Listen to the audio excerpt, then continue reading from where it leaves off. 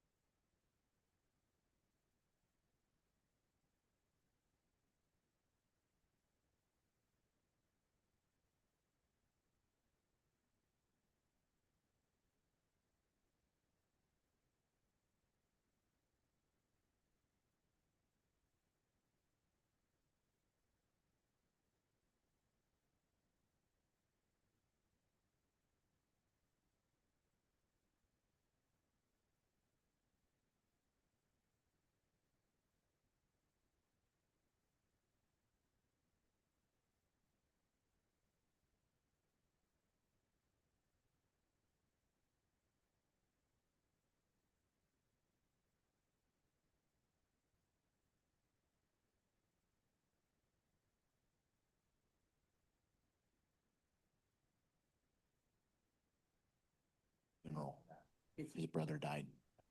Oh my God. Yeah. So that's where he's at. So. Thank you. Okay, welcome to the Tuesday meeting of the BOCC. We're blessed to have Father's House with us today. Drake will start with invocation.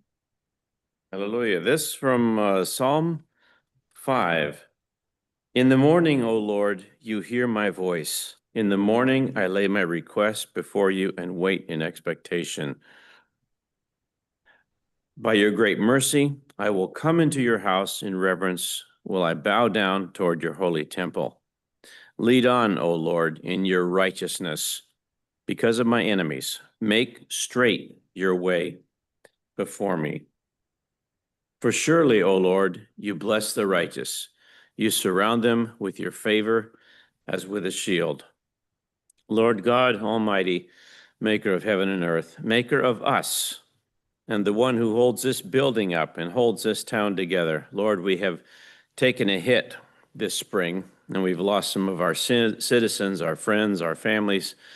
But Lord, you are strong, and we can be strong in you. We shall rise, we shall press on, and we pray that the hearts of godly men would be the ones who steer this town aright and take us into our destiny and our future. In Christ's name we pray. Amen. Amen. Thank you. For those that can join me for the pledge. I pledge allegiance to the flag of the United States of America and to the republic for which it stands, one nation under God, indivisible, with liberty and justice for all.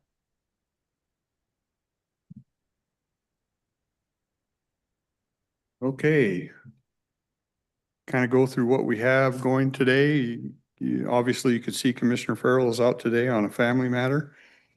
Today, we do have a public hearing at 9:30. We have a public hearing at 9:45, and then we have a work session at 10 a.m. So we'll work through the agenda.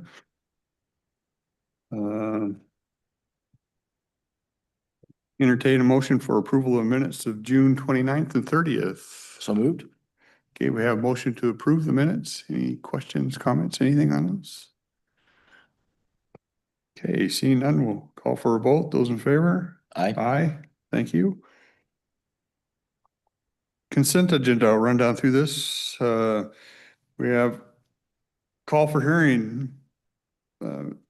Cowlitz County budget to increase appropriations and additional expenses and recognize additional revenues. We do this periodically through the year. We have probably about 3 more times this year. We'll reconcile that, and this is the first of those 3. That hearing will be August 11th, 2026 at 9:30. Contracts, awards, agreements, bids. We awarded the contract with Construction Head Inc., DBA Pavement Surface Control for the countywide pavement striping. It's a 2-year contract, $938,165.50. Event Center and some tax and lodging funds agreement with Mount St. Helens Motorcycle Club to support some infrastructure improvements. I saw them out there paving yesterday, actually. Total grant amount is $55,000. That's from the lodging tax fund.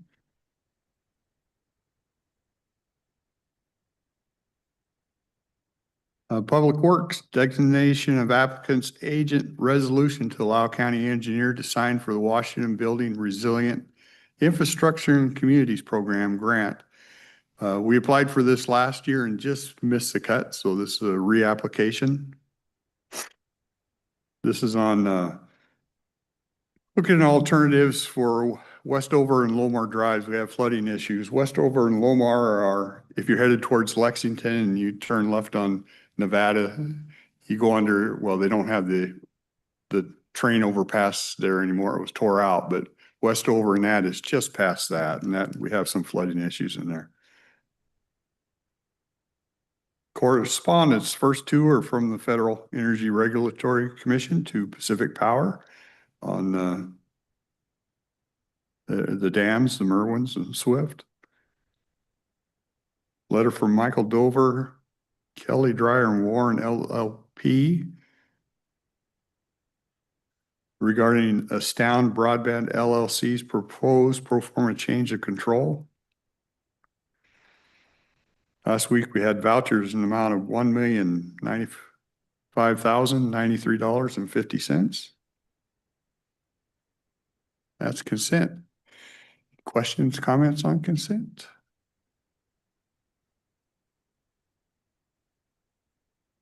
Okay, seeing none, I think you're it today. I am. Make a motion to approve consent agenda as presented by staff. Okay, we have a motion to approve consent agenda. Last call. You have a question, Flo? Come on up.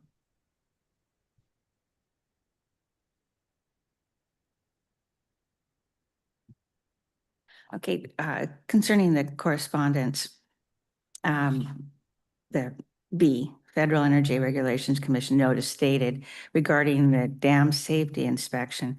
Are we going to be able to have the results of their inspection? We get copies of every correspondence between this commission and Pacific Power that runs the dam. So anything that they do with them up there, we do get copies of it, yes. Okay, and then you'll be giving the results of the copies, you'll be telling all of us what the results were of their inspection. Well, I'll do the If- best I can. It's not an agreement between us and this commission or the dams. We have nothing to do with it. They just give us copies of their work. Oh, The dams are regulated by this Federal Energy Regulatory Commission, and they send us copies of everything they do. And whatever they give us, we'll have a deal of it, and it's always public record. You're more than welcome to look at it. okay, but we have to dig it up and look at it then, right? Well, if we saw anything in here, like, I think some last year, there was something that was broken and had to be fixed, and I can't remember what it was. And we talked about that they were in the process of fixing that. So I think the answer to your question is most assuredly going to be yes. If they do the inspection and they say, okay, you have a crack here and it needs to be fixed, it'll come out in a letter and it'll say you have to do this, and we'll get a copy of that. Okay, well, I know that all of our dams are older. And it would be, I mean, very beneficial, I think, for all of us to know how they're aging and what's happening to them so that any information that any reference we have to Washington DC about any of our worries about water problems coming from the mountain or any earthquake, we'll have an update so that we know how we're standing. Our dams aren't going to help if we have a problem, but how bad are they going to be? They're old enough to totally give away if we have a problem, an earthquake or whatever, how are they standing? Do they need updating? We need to know that. And I know you have it printed out, but I'd sure like to have a public just say, hey, everything's fine. And we've had it checked and everything is A-okay. It would make us feel better. So I think we get these probably at least every other week. They're always inspecting something on those dams. And I'll speak for myself with regards to when I go through and read them. If there's anything that I see that is material like, oh, this is an issue, I think we would bring that up. But they're typically Okay. just saying we inspected it, everything's fine, no issue. So these are mainly updates. But if there was anything that was substantial to say, hey, this is a problem, I think we would definitely bring that up. You bring it up. Okay. I just would like that. Thank you. Yeah.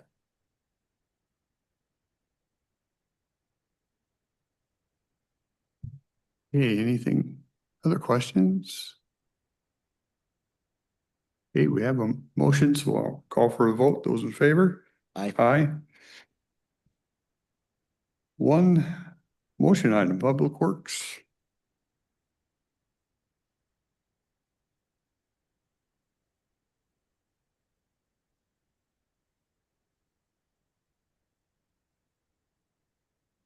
Good morning, Susan Eugenius, County Engineer. The motion item that we have in front of you today is to the bid award for the Burma Road, Tootle Park Road Bypass Project. These bids were opened on July 2nd, so last Wednesday. We received 11 bidders. The low bidder was for $1,234,000, which is below the engineer's estimate. And we've checked all of their paperwork, and they are a responsive bidder, and that low bidder was Tappanee Inc. out of Battleground. And the reason for that it was so much lower than the engineer's estimate was due to the travel expense wasn't there, correct? This one, they were just, every item, they were consistently lower than what the engineer's estimate was. So this is a company that does a lot of large earth moving contracts. They're up in Castle Rock right now. They're up in Winlock, so I think they probably have some resources already in the area. Yeah. Could you, yesterday we had a conversation and Commissioner Rader asked, this isn't anything we put in there. All this is caused because of Phil that Army Corps and stuff put in there, and why they don't have some responsibility on that. And I know when it first happened, we had that discussion, but I think it's good information to have what you shared yesterday. Sure. It's So why we kind of went down this road. we went down this road about 3 years ago, so prior to Commissioner Rader joining the commission. We had a meeting out on site with the Army Corps of Engineers, and they do have programs that pay for emergency projects, but their programs pay for fixes to critical infrastructure. If during an alternatives analysis, it comes out as the most cost effective. So when looking at the project out there, it's quite a large cliff, about 40 feet.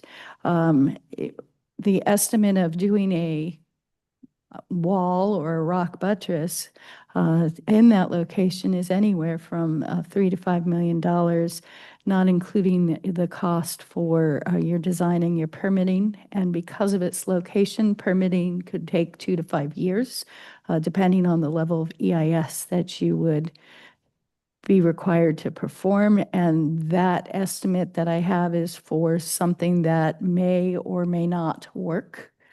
So based on their discussion of what they could do, and if we would look at alternatives, relocating the road into a different location would be an alternative you look at. And as you just heard, it is quite a bit cheaper than repairing it in place. So that was why the decision was made to go this route. Yeah. So what we're looking at is we're actually looking at two separate issues. The one issue is the replacement of the road, which is what the Army Corps is saying they will handle. The other issue is the erosion of the bank, which is what they're saying they're not going to have anything to do with. Correct. The erosion of the bank was not the only reason the erosion of the bank would be addressed was because it was it was impacting infrastructure. So do we know, it looks to me like the river is just going back to its original flow. There's a point that comes out of a rock point that comes out. Do we know how much further that rock point goes in as it eats away that bank before the erosion is going to stop? Do we have any idea? We do not have a definitive. We do know that in the past there was a lake in that area with an outlet in that area. So I don't know how far back. I don't know if that rock turns to parallel or where it turns to parallel the Tootle River itself.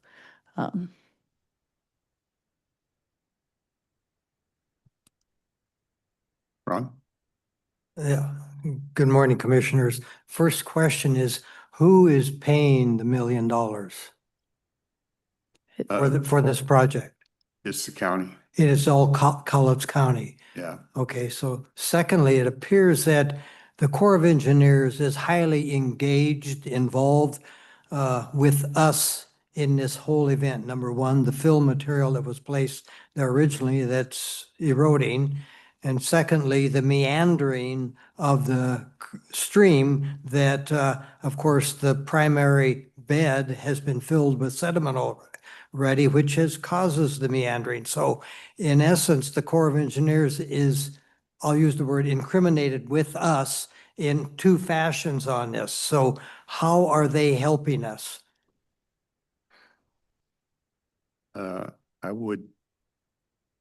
I don't see any help on this particular project.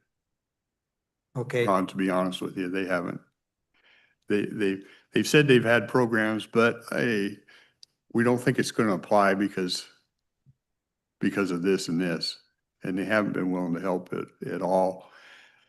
Let me take it back. They've said they'd help us with a little engineering if we wanted to try the rock thing, but that is, at the time, it was a huge expense and to get to permit time, we didn't think, I don't think that road will last another 2-3 years and you just can't people have to have a way out of their homes. right, okay. But we're not getting any help from the Army Okay. Corps.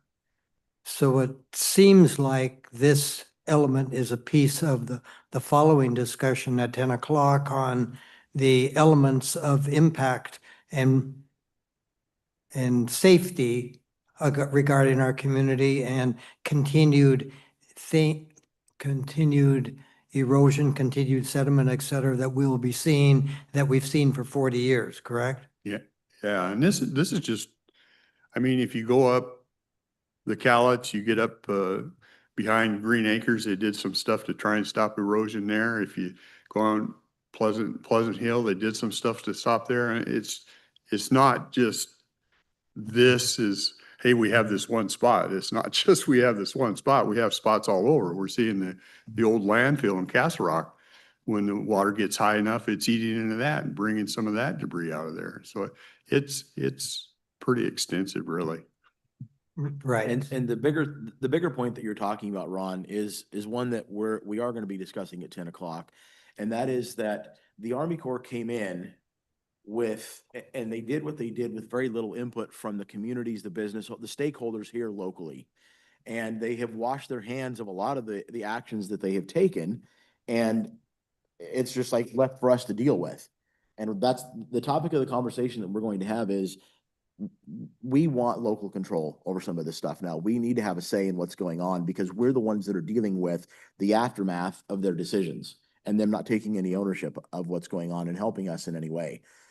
Our last conversation with the Corps, they seemed receptive to help in certain areas with regards to the river, but not LT1 in particular. They gave us some possible grant opportunities that might help us with the restoration of the bank, but it sounds like that it's not gonna work. So to your point, we're tired of not having a say in what happens in our community and just left with whatever they want to do. And then we're left with the aftermath. That's the observation of me and the community. So I expect that the 10 o'clock meeting will bring this up again. We have for the 40 years not had really much attention to this, and we're not going to get any without our senators and our funding coming from the federal government. And we, little old Cowlitz County, don't have much impact on that without our senators and our representatives standing up and getting visible. That perception. So we'll continue the discussion at 10. Thank you.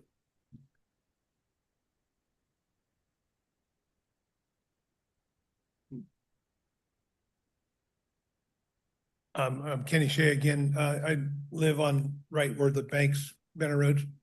Lost probably half acre or more of my property on the other side of the road. And I keep seeing, this talking about the river erosion. The river is not doing this. Have they not checked to see that? Even the summertime, the bank is going away. It has nothing to do with the river. It has to do with the Army Corps of Engineers dumping all this crap on that lake with a live spring. If you go down and sit and look where the bank is eroded, about 7 feet down from the top, there's a stream of water coming out 24/7. If it rains, probably a little bit more. Whatever's feeding that spring is feeding the bank erosion. So my concern is we build this road around the other way, but the bank is still eroding. Nothing's gonna stop it. So in my opinion, we're wasting whatever we're spending on this road, we're wasting that money. Because the bank's still gonna erode and eventually it's gonna get to the road they're rebuilding. It might be 10 years down the road. I've been at my house for 9 years and nothing happened in the first 4 years I was there. And a little bit over the, couple of years. And since Christmas, I've lost 40 feet from the road out to the river. And it's, to me, the real concern of what's causing it has not been, talked about. And it really concerns me that, I could possibly lose my house, lose my property, lose my neighbors. I mean, we're looking at the wrong issue, and the Corps of Engineers should be held accountable because they're the one that dumped the crap out there. I don't know if they surveyed it or what they did, but to dump it on a live spring and then allow houses to be built on that is ridiculous. I agree with your sentiment, sir. And I would like some control on the name, the Sediment Road. I hope you will not name it that, because we're not the crap. That's what sediment means to me. The dredgings of the river. That's not what that housing area is at, should be called. Thanks.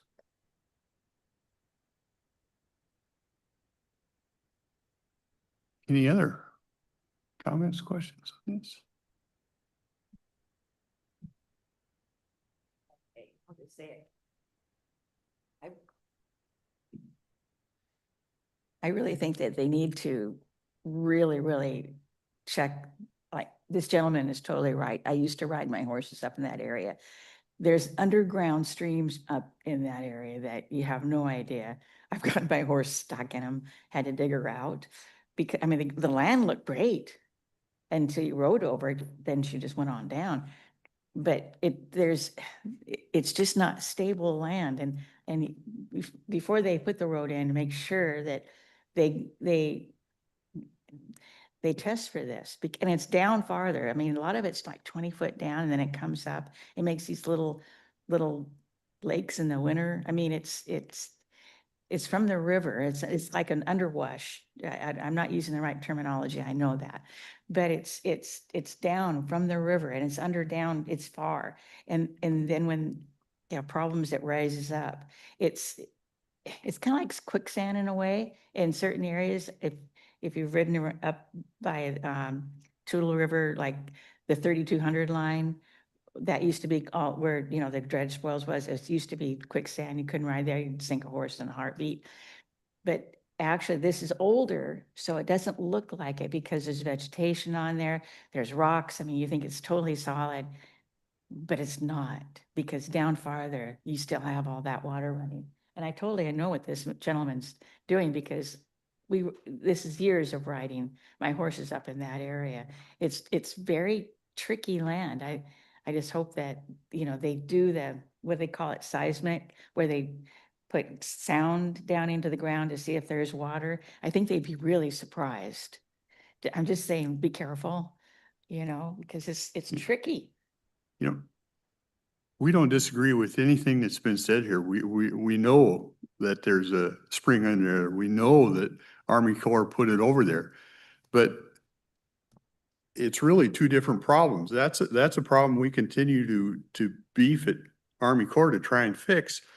But the problem we're trying to solve is how do I get people out if that goes away? I got people stuck in there. So I have to build them something to get them out of there. How much do you want us to spend on a bridge? We're trying to do it, we know it's all out of our pocket, and we're trying to do it for the most reasonable cost for the people of this county that we can. And this road is the one, and Weyerhaeuser's been good enough to give us easement to come across through there and hook us into Burma. But we all get that it's not going to cure the problem, because we know that they put all this stuff over the stream, but that's an issue that we have to work through the feds, and that's not an issue that any of us can sign on paper and solve. If we could, we would. Can the county not sue the Corps of Engineers? Suing the federal government is always a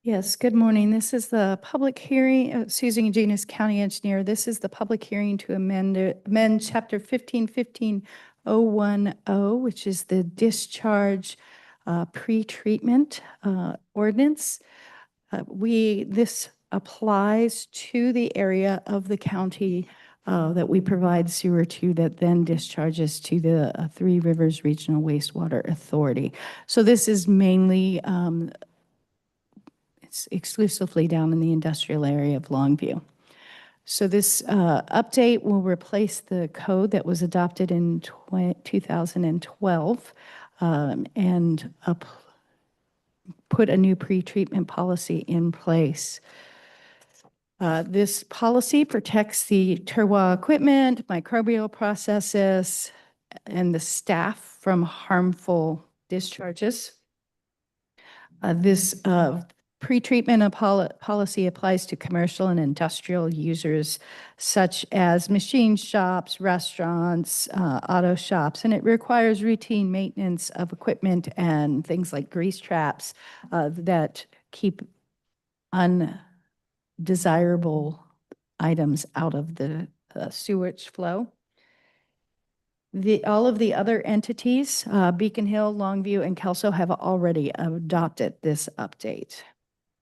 The changes to this pre-treatment were some housekeeping items, which were updating titles and things of that nature. The big things that impact the users is they're updating the discharge limits on your permits. So the existing limits are fixed instantaneous numbers. So the first one's for biochemical oxygen demand, then total suspended solids and ammonia. The update, based on a headwork study, has changed it to a daily maximum and a monthly average that goes along with the MPDS permits. So for example, for your total suspended solids, let's say you take 4 samples during the month and you come back with 275, 450, 300, and 325. Because that average is less than the 350, you will not be in violation of your permit because your daily maximum is still below the 455 level. Currently, if you had that sampling regime, you would be considered in violation of your permits. So this updates it to something that is more reasonable for the users to comply with. The other items that are addressed in the pre-treatment program, the added of volatile organic chemicals. These limits are based on they call them PELs, permissible exposure limits in gas to employees. So these were developed using what level within the sewage could cause a gaseous release. And those things are like butane. There's a whole long list of items that are on that list. This policy also covers metals and oil and grease, but those items are not changing as part of this update. So the request today is to open the public hearing and update the new or repeal the old ordinance and adopt the new ordinance, which adopts by reference the new pretreatment policy. Where this touches the county is basically our leachate that we send from the landfill. Do we have stuff from our shops or anything that go over No, there? none of our shops go down there. We provide sewage service to on International Way and East Mill Road. So we have 2 roads in the industrial area that we provide sewage service to, and then our leachate. Okay. And then our leachate. And where we currently operate, these new figures, we're still operating within those boundaries. Yes, but being able to hit a maximum and still hit the average is beneficial to the customers. And the big customers are people like the leachate, Foster Farms, some of the industries down in the port are the big users that those will impact. Yeah. the only place I'm going is I think we're operating within specs now. We don't see a purchase of additional equipment or anything like that, that would add expense. So we are currently operating just outside of our permit, and we're doing a study to see what we need to do. To But get us this, inside? to get us just inside, because our BOD and our is running high. So we're trying to determine. Is this from the landfill? This is from the landfill at the leachate. So this does not impact, this actually gives us a little more wiggle room with our final solution if we can keep the monthly average and then just have a few that go over. But this is something that we were already addressing, that this policy will not change what we're doing. Okay, thank you. Any other questions up here? Okay, I'll open for public comment if you have any. Check online real quick.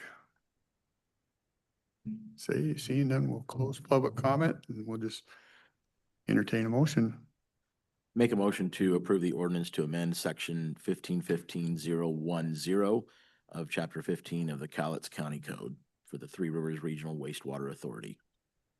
We have a motion to approve. We've already opened it up for public comment, so we'll go straight to the vote. Those in favor? Aye. Thank you. Thank you. And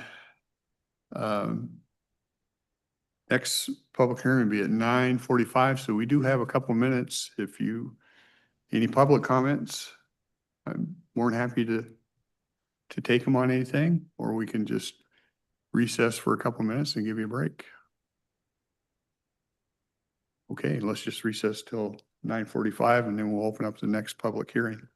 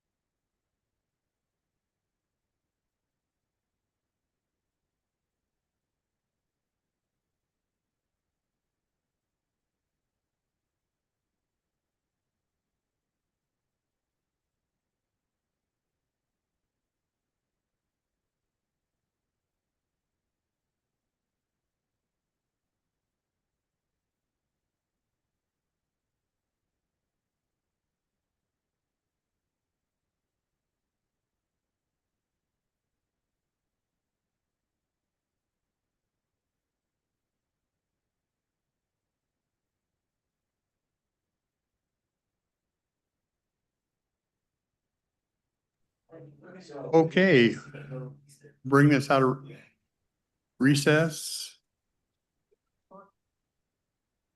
We're at 9:45. We'll head into the next public hearing. Public Works is on that one too.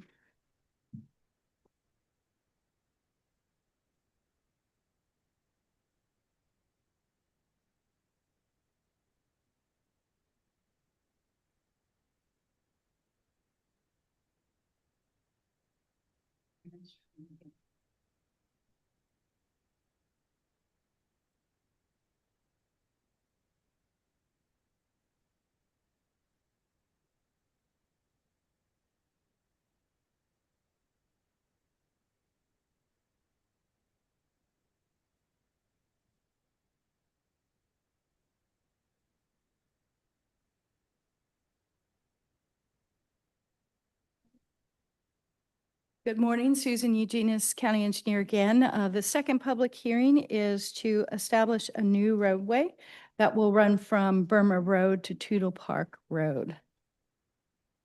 The need for this roadway is, as you can see in this picture, the Tootle River bank is eroding towards Tootle River Road, Tootle Park Road.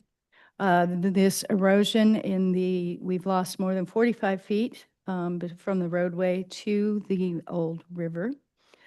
This road services 3 homes, the Cowlitz Public Shooting Range and county-owned property commonly referred to as LT1. If this road continues to go, we will lose access to all of them. We have currently shut this road down to 1-lane traffic based on geotechnical engineer's recommendation. So the decision to move to a relocated road was due to permitting cost and longevity of a repair at this location. We were estimating $3 to $5 million with potential of 2 to 5 years permitting and an unknown longevity.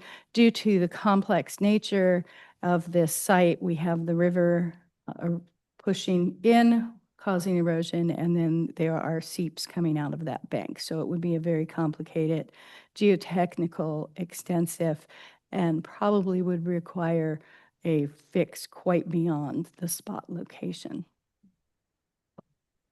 So our request today is to adopt the order of establishment resolution, establish a name as part of this action. This will allow for the construction of the roadway, and upon construction and completion and certification from the county engineer, it will be added to the official county road log. So the name that was originally floated out to the neighbors and is on the original documentations for this is Sediment Road.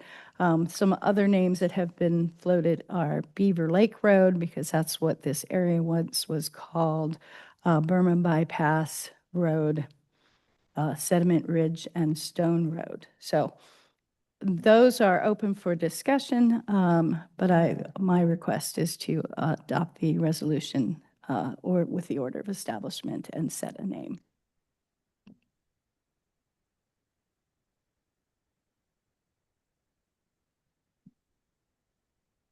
You have this? I do have this. It's not on the, I unfortunately forgot to email it to Kelly prior to leaving the office, but if those in the audience are interested. it really kind of gives you a relation as to where the problem is and where this other one Yes. comes in. So I have this drawing that's an aerial map that you can, if anybody's interested, they can come and look. It shows a clouded area where the damage is occurring, and then a penciled in red line that's approximately where the new roadway will be constructed. This roadway is going to run in between 2 private properties at the beginning, the Warehouser property and then a community neighbor, and then it'll curve down onto the county's properties and tie back into the existing access road to the gun range, and we will then reconnect those private property driveways at the end. And the names again that you had sediment, Did you say Beaver Lake? Beaver Lake, because if you look at the historic documents, that's what it was called in that area. Sediment Ridge, Stone Road, Burma Right. Bypass. So we're really hoping for input for the three property owners, since they are the ones that have to live with the name. And I never knew it was so hard to name a road. And for anything other than sediment. I've given them at least a dozen decent names, and every time he goes, well, we're kind of sticking with, it's like they don't want to hear me. You know, I've talked to my neighbor, and she has health problems, so she couldn't be here today, but the road, that name just sucks. Do you have any suggestions for us currently right now? Two River Park Spur, Beaver Creek's Fun, or Beaver whatever pond. Beaver I Lake. mean, any of those, anything. I thought Kenny Road South would be good. Kenny and RS, that's my name. initials. Oh. So Beaver Lake or Stone Road is any one of those? What's it, Beaver Pond, is that what you guys are talking about? Beaver Lake. Yeah, maybe, because it's eventually gonna come back out and probably take care of most of the problem. And we can make that change today? Or Yes, we could, yeah. name it in- whatever. Okay. Put that in the order establishment. Okay. And you said that's what the name of the lake that was there previously used to be called? Yes, it used to be called that prior to the eruption in the 80s. Yeah. Any other questions up here? Let me open this up real quick for you, Ron. Okay, we'll open up public comments. Go ahead. Right, well, kind of a sarcastic comment, we could call it county tax lane. In that this land, now this is a simplified perspective dating back to 1980, of course, and all of the mud and flow out there. So the Corps of Engineers created a bunch of, let's call it developable land when they put all this fill in. The county has allowed building and all kinds of development out there, and the value of that land appreciated significantly as people built out there. But now the entire county absorbs the costs of the road and the things that we're doing, along with the appreciation of the land. So it would be very interesting to know what the taxing value of all of this land created on all this fill. It goes up to Nevada Lane again. That Nevada is basically was blocked off by the fill, et cetera, and these drain areas. So there's a perspective representing county and taxes and development, et cetera. In many places, they would not have allowed building out there because it was susceptible to flooding or susceptible to erosion. Our county allowed, or whoever of high power allowed development, allowed the increase in assessment value, and there is a lot of building and stuff out there. So anyway, I'm just being facetious, but at the same time, recognizing development activity. Yeah. Is there a better map of where the actual road's gonna, I mean, this shows up on the gun range, but doesn't show where it's gonna go. How's it gonna get to me? I'm in the worst position. So right now, we are still working on the finite design, and we're going to work with you on how we're reconnecting your driveways down at the end of the road near the cul-de-sac. And that we will be, the engineer's currently working on that. We wanted to get this started, and it will be completed as part of this project. But we will be working with yourself and the neighbors. I'm getting people, you're gonna need to be at a mic. I'm getting people that can't hear you and they're asking, Where- sorry. The new road is servicing just the gun range and 3 properties? Correct. So not the property right beside me, Not at this time. No. 65?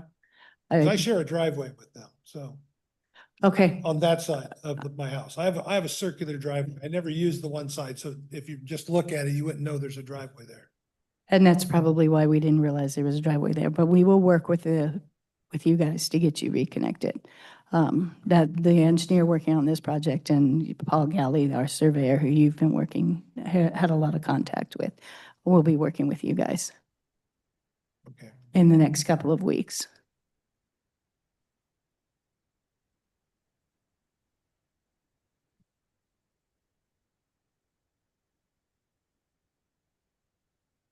Okay. Any other on this?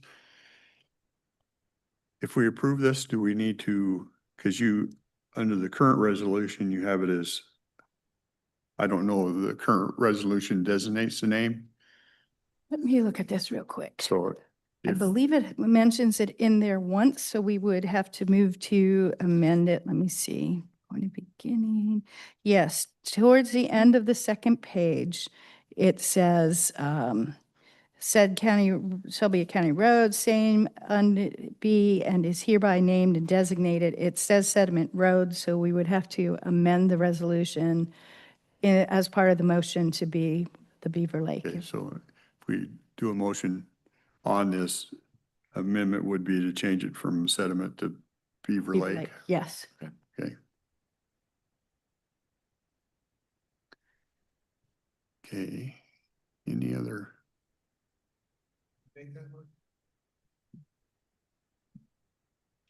Okay, I'll close the public comment parts and entertain a motion. Make a motion to approve the order to establish the name of road north end of Burma Road to reconnect the entrance of the county gun range and residence on Tootle Park Road, and amend the motion to change the name from Sediment Road to Beaver Lake Road. Okay. So we have a motion. We've already gone through public comment, so we just put it to a vote. Those in favor? Aye. Aye. Okay, Thank you. I will get a amended version of the resolution up for y'all to sign. okay.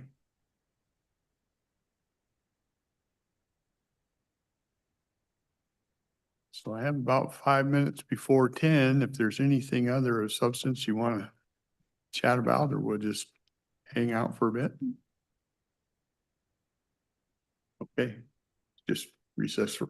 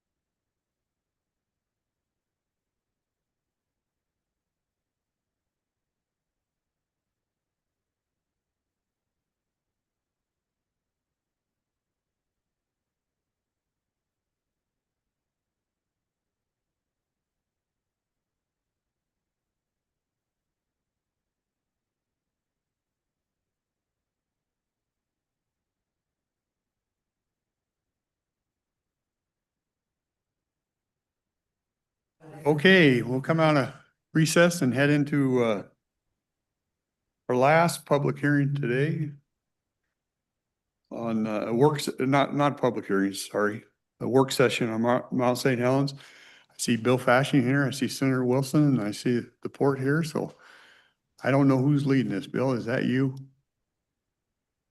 Sure.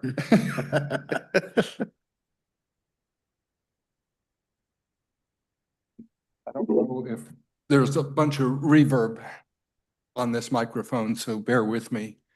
I'll try to, maybe that'll help. Appreciate the opportunity to be here. Bill Fashing, Director of the Cowlitz Council of Governments. I've been working on Spirit Lake, Mount St. Helens, flood risk, and all kinds of other issues for the last few years. We've had some discussion about trying to pull together a legislative agenda, federal legislative ask on issues related to life safety downstream from Spirit Lake. We've had lots of issues about flood prevention, a variety of things through projects, the need for geomorphic studies and all kinds of wonderful things out there. So we have a draft community priorities document. We did invite City of Longview, Castle Rock, Kelso, the Port of Longview,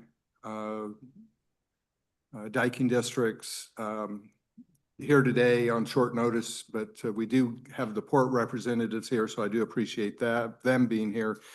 All of the agencies that I mentioned have received a copy of the document that I think you all have as well. At this point, I've gotten general confirmation that the direction is good. I have one change on item 6 under the first category. We mentioned hydrologic assessment. It really should have been geomorphic assessment. I'm learning things as we go. So little details and technical things maybe need to get revised in this draft moving forward. But I think we've got a strong start. I will point out that the Forest Service released today the draft record of decision on the Spirit Lake outflow project that we've all been working on and waiting for them to finish up that work. My understanding is that they are recommending moving forward with the pressurized tunnel option, or one of the pressurized tunnel options, which would lower the lake level to some degree, and I can't remember all the details, but it would not, from my perspective, dramatically decrease the catastrophic risk that the communities downstream face. That 20 feet or so might be enough to eliminate some of it, but I'm not sure it gets us where my thinking would like to be. But so we will have an opportunity over the next 45 days, if I remember right, to provide input on the record of decision to the Forest Service. And I would recommend that we find a way to all submit something, well, at least everyone who submitted initial comments to the Forest Service on this can submit additional comments at this point. So I know the COG submitted information. I don't know for sure whether the county submitted anything or not, but together, hopefully we can submit some response to Forest Service on that issue. That's in a nutshell, a little bit of background. I could probably ramble, but I'll stop there and hopefully that helps get some discussion off the ground. And Port Commissioner is here. He may want to add some details to it. Port staff is here. They may want to add some information as well. So, and I think Department of Ecology is probably online. I think Shauna was going to sit in on the meeting remotely, and there may be others remotely as well that I don't know about. I think this kind of comes from, if I remember right, is we all felt we wanted the same talking points or the same request moving forward, because you visit out east, we visit out east, and we want to be consistent with that. And we did have the Forest Service in, And they talked about that. And I think I'm pretty close to the same page with you, Bill. They can I was take, hoping we were. yeah, I think they can take that whole catastrophic event out of the lake up there if they just, it would take some time, but get it to more, where it's more of a natural thing like the old lake was. And I get that that's some work, but tunnels are, we live in an area where you can have earthquakes and you can have some problems, and I just think we need to take that out, and I don't. The other big factor that we included in the COGS comments on the record or for the project was to take an approach that lessens the long-term funding requirements moving forward with preserving life safety downstream. So having a tunnel period is going to be millions of dollars, at least periodically, to maintain that tunnel. So the whole concept of the tunnel, I think I've gotten over, and I just want a natural outflow. I want to see that somewhere down the road. Well, and I totally agree with that. That's something we'll be spending on forever and ever, right? And the geologists, they know what they're talking about, tell us that the old Spirit Lake was formed by a volcano back then, and at some point in time it breached and it became part of the system, and it's lived that way forever until 1980. And so we'd like to kind of get it back to that if we can. Bill, did they explain why that was the decision that they made of the two I have choices? literally, the email came to my office at 9 o'clock this morning. I read the email. I've got a copy of it. They did not, to the best of my quick search, they did not release all of the details, and the actual record isn't on the website yet. So I'm sure by the end of today it will be posted, and I'll be burning up the printer this afternoon trying to print out what I can and learn from that. We do have a presentation at the collaborative meeting, which is Thursday morning at 10 o'clock from the consultant, and they'll spend 10, 15 minutes talking about the record of decision and how they got there and what it means. So I'll know a lot more on Thursday after that presentation and a little bit of Q&A. Okay. I think it might be worth our while if we can, Kelly, if we can put up the bullet points that we have. Do you have those available? No? Okay. Can I send them to you real quick?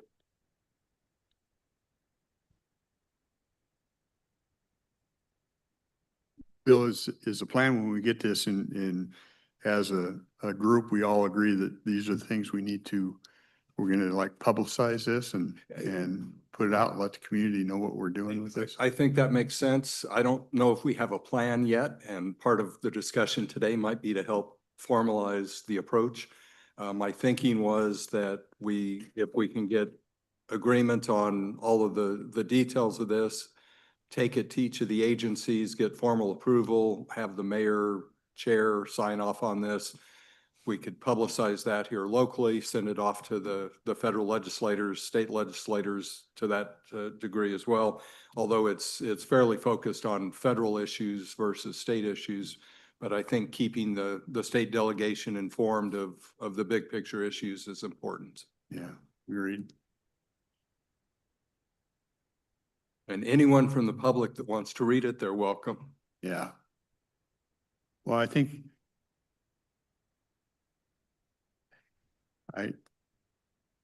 I keep picking on Commissioner Farrell a little bit, but I agree with him. He said I liked it better when you didn't know all this stuff, you know, and I agree with that. Once I watched the mountain go, and I never really thought about it until I sat in this chair and started learning some of the issues that we still deal with. And I'm going, I wish I didn't know all that. Now, We do on the COGS website under projects or programs, Spirit Lake. We do have 4 fact sheets that I think tell a pretty sobering story about where we are and what it's cost us economically, what the flood risk are. And I think those are, anyone who's interested ought to go and read and have a sleepless night or two. yeah.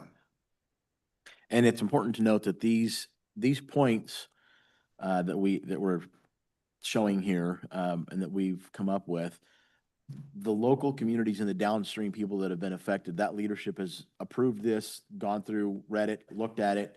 And so we're all pretty much on board with what we're presenting here. And as we move forward as leaders within the communities that would be affected downstream, this is what we're saying what we want. And there's always the possibility that, you know, when we take it to a city council or something, someone may have a addition or change or concern, but based on the individuals that have reviewed it and provided me input at this point, everyone is comfortable with the wording and moving forward. But that doesn't mean that City of Longview, Kelso, or Castle Rock Council has Yeah. approved. Or the Port Commission either. Yeah. And this is the first time that this has been done, correct? Yeah, in this form, we've had some minor wording. I think both Kelso and Longview have an abbreviated statement regarding the importance of flood prevention regarding Spirit Lake and the whole scenario in their current legislative packets. But it is not this detailed. Yeah. I think it's important that we get more detail and really let these people know that, hey, we understand there's events, and I always describe it as if the 4-7s show up, you get a 4-7s event, it'd be catastrophic to this community. It'd just be, and it's things, and I'll just pick on Spirit Lake again. Something could happen and you could have a catastrophic event and that gives way and we're all covered in feet of stuff. And it's something that's preventable. It's something they can work and bring that down. You don't have that problem anymore. It's not an overnight solution, but we've been here 40+ years and nobody's even started the process.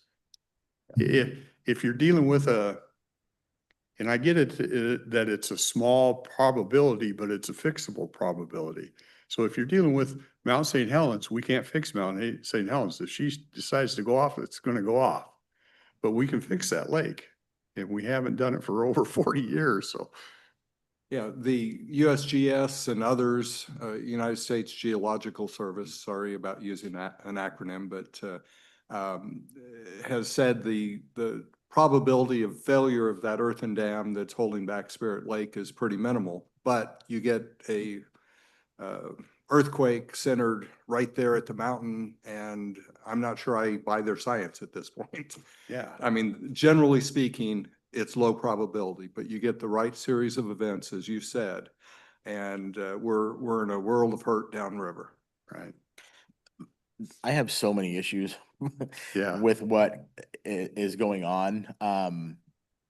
We just talked about this 30 minutes ago. They built a piece of property, for lack of a better term, over a lake. They put the spoils from the aftermath of the eruption over a lake that has a spring in it. And that was good enough for them. And now we're the ones dealing with it. I can't help but wonder how many things are like that are being done. Take the lake, for example. And I'm sure, Bill, you were on those calls and those webinars that we had leading up to all the information that they gathered on how they were going to make a decision for Spirit Lake. What I really got out of that was that they are putting the environment and the ecosystem and the fish in that lake above human lives. The priority to them is the fish in that lake and the trees around it and all that stuff, when the reality is if it goes, all that's a moot point anyway. And the fact that the human lives that will be taken because of that, that's the issue that I have with it. If you look at the actions that they have taken, human life is not at the top of that list. Fish, trees, wildlife, flora and fauna are. when, like I said, if that lake decides, if the mountain decides to do what it's gonna do, all of that is gone, changed, and it's a moot point anyway. And so that's why what's frustrating to me is that it is up to us to advocate for ourselves and for our citizens to get something done. To your point about the long-term expense, putting in a tunnel, that's exactly what that is. We are going to have to deal with that again in probably a decade. Money's going to have to be spent to address it again, as opposed to a natural outlet. Water raises, it goes into the river just like it had for who knows how many decades prior to us messing with it. We're not going to bend Mother Nature to our will. It's not going to happen.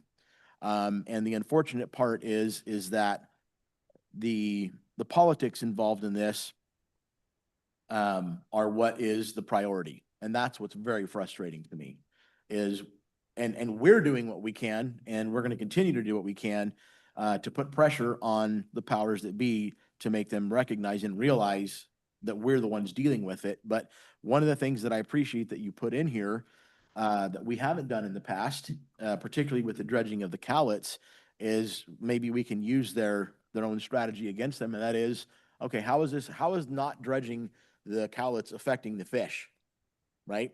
And at the mouth of the river. And so I know that isn't necessarily Spirit Lake or anything else that we've got going on, but it is affecting what we have. It's to an extent, it is affecting us economically, because the number of guide boats that you see that are running through town anymore, there are hardly any compared to what they used to be, even a decade ago. So from an economic standpoint, it's definitely impacting us. It's also impacting us from the fact that we spend millions and millions of dollars for fish restoration, fish passage, all these things to make sure that we can get fish up these rivers. And right at the mouth of the Cowlitz, it is, I mean, you could walk across the mouth of the Cowlitz. It's that shallow. And the chute that the fish have to go through is maybe 7 to 8 feet wide. And it's probably only 4 feet deep. And the pinnipeds and the eagles and everything that eats salmon is just having a heyday right there. And we're doing nothing to address that. So, well, the Corps is doing nothing to address it. So I appreciate you putting that in there, because that is something that is being impacted. There again, we're spending time, energy, and resources on all these things that we need to be addressing and fixing. And we have this one obstacle in the way, and it's always the same obstacle. And that's what's very frustrating. And so hopefully us speaking out in one voice and moving together to say, hey, something's got to change.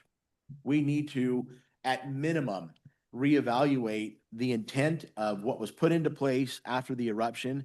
Is what they wanted to have happen, is that still happening? Are we still getting the benefit from whatever the original plan was? Are the taxpayers getting a benefit for their money?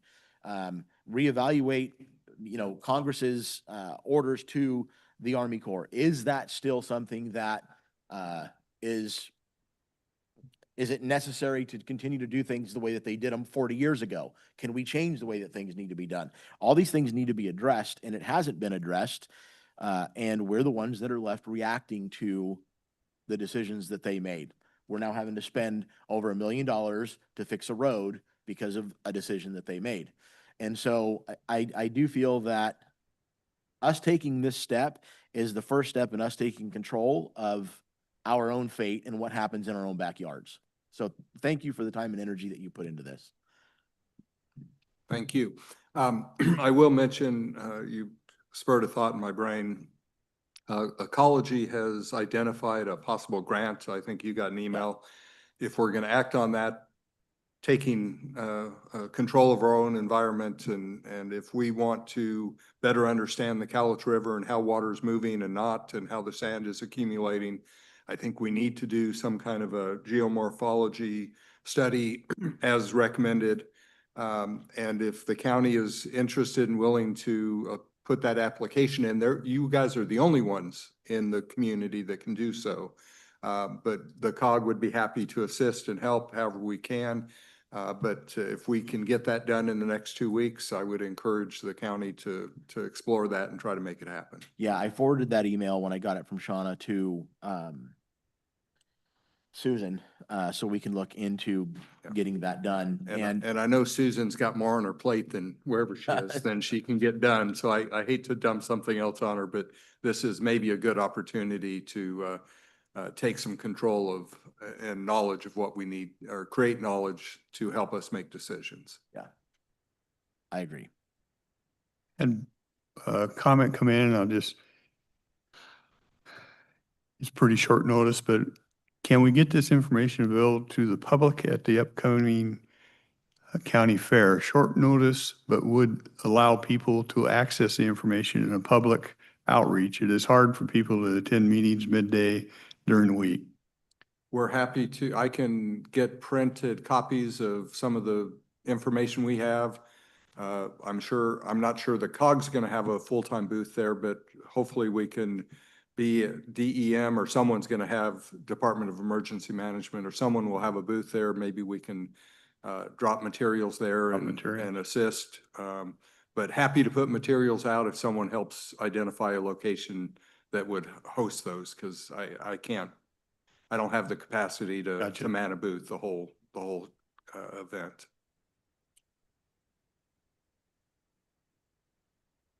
Have DEM, I would think that they wouldn't have any issue with that if they have a booth over there. I think they're on the same page as we are in desiring to see something happen here, so. Okay. Is a public workshop, Ron, or?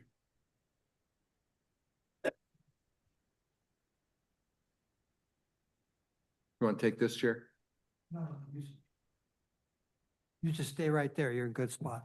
So I think for all of us that have been hearing all of this and all the variety of agencies involved, it would be great if we had, I'll just use the word bibliography, I don't know, for the sources, and someone put together the variety of agencies, the Forest Service, the Corps of Engineers, and just put the sources with the Contact type stuff? yeah, the contact or the tagline, et cetera, to kind of put together. I know from us, there isn't any way that any one of us can get our hands on this, but if we have something like that, we divide the animal up and have different people look at things and kind of get informed. So you've probably got quite a resource of contacts and other thing that could be put together or just sent out as part of today's notes, whatever, so that we have a way of kind of tracking the variety of inputs and just the variety of agencies that are involved.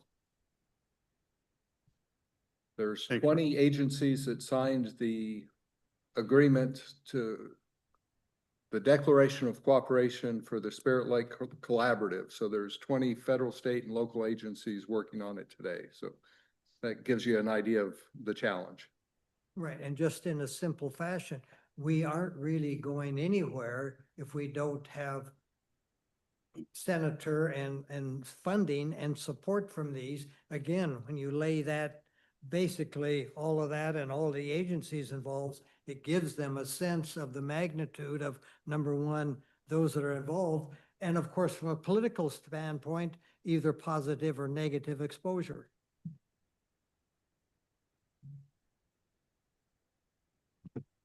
It is a public workshops. Did you? Yeah.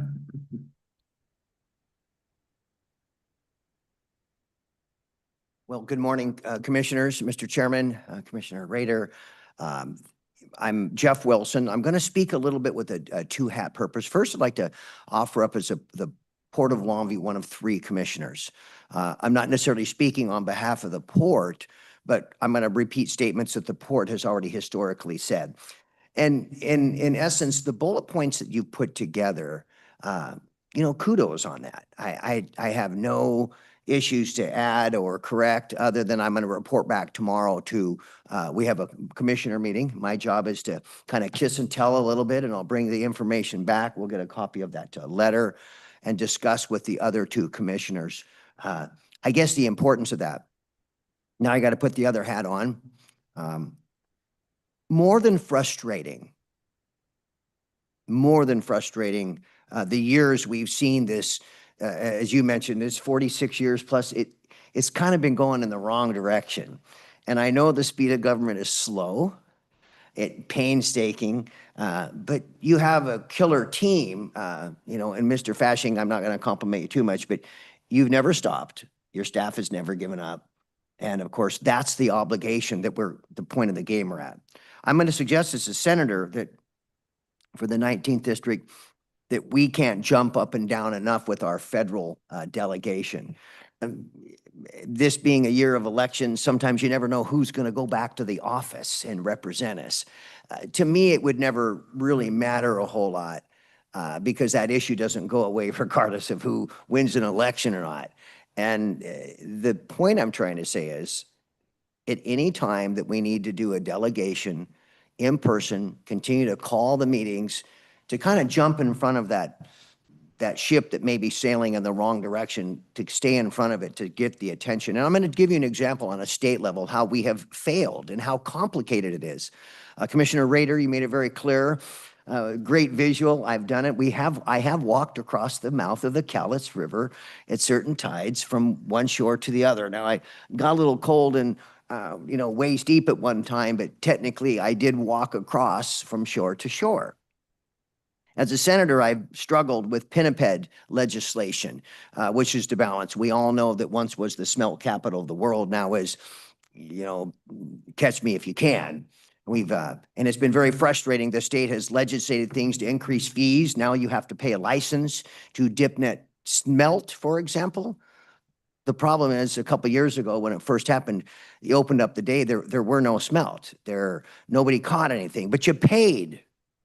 You paid for the fee and license. So that's the return on the government licensing it was not a very good investment for the citizens to buy the license and then there's nothing to catch. Frustrated back to pinnipeds, I've dropped several legislations from budget provisos to direct legislation. Last year I had a bill on pinnipeds and I thought it was one of the greatest ideas since sliced bread. It was a very simple bill. And it said, look, why don't we do an optional, completely voluntary plan when you go to renew your vessel or boat registration, any of the marine renewals, licensing, you can opt in to pay $1 or more if you wanted, and it would go to a specific fund. It definitely for pinniped, I guess, balance on the Cowlitz River. The bill was dropped and it immediately was hijacked and it went into Ways and Means. It was grabbed by the majority party and it was sent not to agriculture or natural resources where you think the bill would be heard. It went to Ways and Means. The chairman of Ways and Means, I'm not impugning, but the chairman was very clear, wrote me an email because I consistently contacted her and said, why won't you hear my bill? You got to get to the start. And I'm in Ways and Means, which is a very complicated committee, very voluminous with other issues. So it kind of put it to the bottom. And the response was, to me directly was, it is a complicated scheme. Sounds like a complicated scheme. Scheme, for those in other places of the state of Washington that don't understand our perils, obviously you commissioners are at the forefront of this, and then with issues like COG, the port, and citizens, how bad this is. But think of it like this. Just last year, Washington Department of Fish and Wildlife, and I've been very much involved in this and very much the urging, they did try to set up some potential mechanical devices at the mouth to get, say, those wonderful sea lions, whether they're Stellar or California Jay, I don't care. It's a sea lion. And that shows the problem because Commissioner Dahl, you hit that on the head too. When that river is so shallow, you don't do pinniped reduction normally. You can go to the Bonneville Dam all you want. You got real deep water, you get funding, get lots of attention. And those barges they use to haul out or to cull those predators works out fine. But when you get to the mouth of the Cowlitz, the Kalama River, and any other lower Columbia tributaries that are under the existing Marine Mammal Protection Act 120F permit authorized to WDFW to cull these things, these predators, it's like we're running in circles. They have to have special equipment because the water is, in fact, Commissioner Raiders, you said it's so shallow, you can't even use normal mechanical means to cull the predation. And that doesn't mean, it doesn't matter whether a tribe is doing it, a state agency is doing it. It shows you how ridiculous it is. And one of the points on there is to dredge annually. I don't know if you, that's a great ask. But just think, all of these causes and affected, such as fish recovery, even if the mouth of the Cowlitz was dredged to a point where you could get a regular equipment in, just regular flotation devices to do your business, which is fully licensed and approved. The federal government has given authorization to the state of Washington to take care of these things on the Cowlitz. And of course, the big question is how many have been removed on the Cowlitz River? Well, we all can spell 0 because that's the big number. So if we enact and can get to that point someday, the ribbon cutting of being heard and getting to that point, then in fact, that's a chance for success. But right now it's tough for me because I have to budget proviso special money for special equipment for a river that's sometimes walkable. Fish recovery it's ridiculous to think that we don't always consider the full system of fish recovery as a package. And if you're a fish, would you want to swim in the Cowlitz River at certain times? If you're a fish and you had gills, that would be like sandblasting. It's unhealthy, even for fish. And so I know that Commissioner Dahl, you were good. I loved your point on used to be a lake. Nature's done a lot of this. And that would be one of my priorities, is to get the federal agencies, Forest Service, Corps, and everybody on the path to get back to nature through a natural or a path that you create for a natural channel. Because I am afraid, I'm not terrified, but I'm afraid, as you mentioned, Commissioner Rader, this could hurt or kill people someday. There's no doubt when you get a massive sediment retention, it's just not, you do that. You don't just keep building up your sandbox. It's your house. You still have to have outlets and drainage. And I am so sorry. If somebody want to grab that, I'm going to grab that. That's me.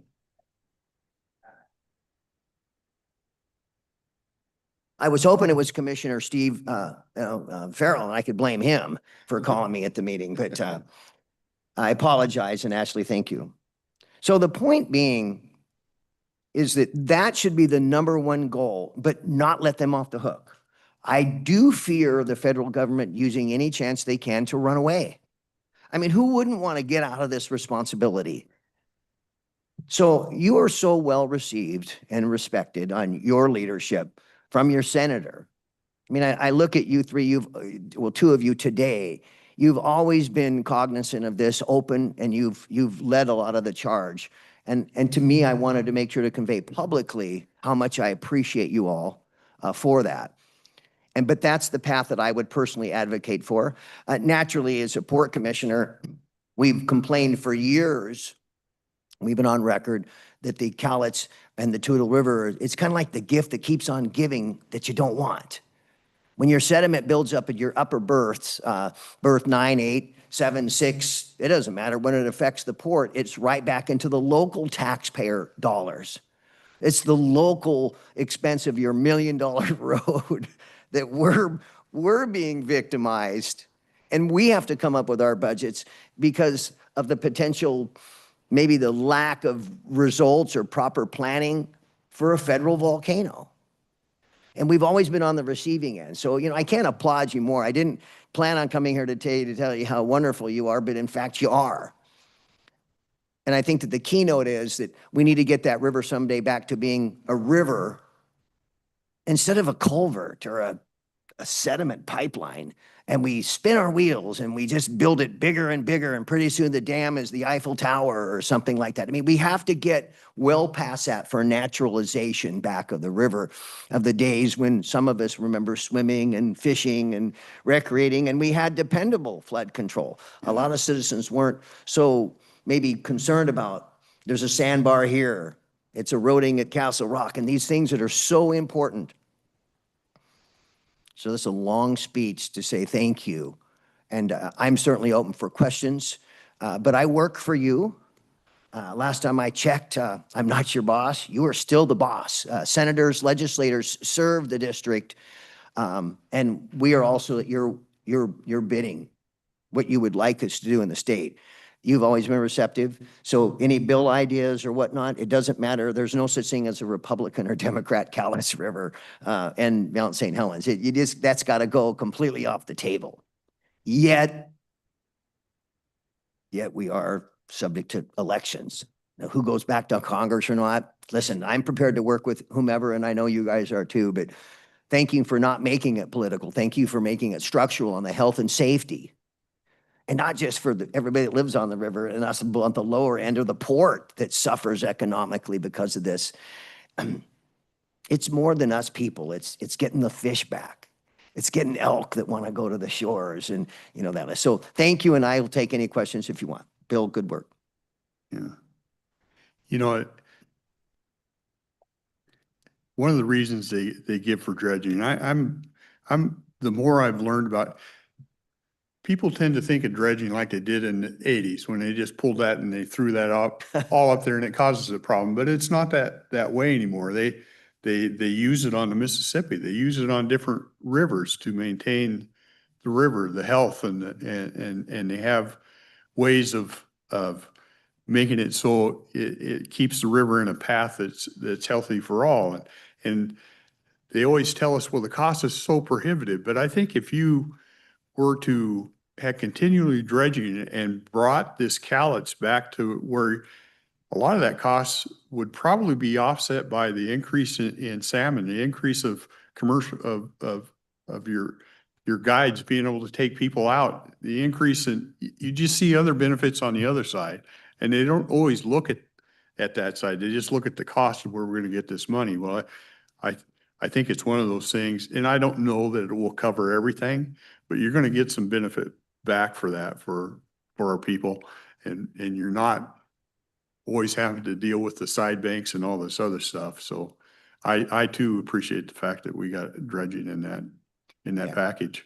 It's important to note that dredging has become, if you triggered me, Commissioner, dredging is a hot topic. As a port commissioner, the Lower Columbia reports are under duress right now from the federal government as to the mouth of the Columbia, for example. There's a proposal to build dredge spoil bins where they dredge at the mouth of the Columbia and then they put it in certain bin areas, and they wanted the Lower Columbia River ports to pay for that. It's a tune of millions per port, potentially.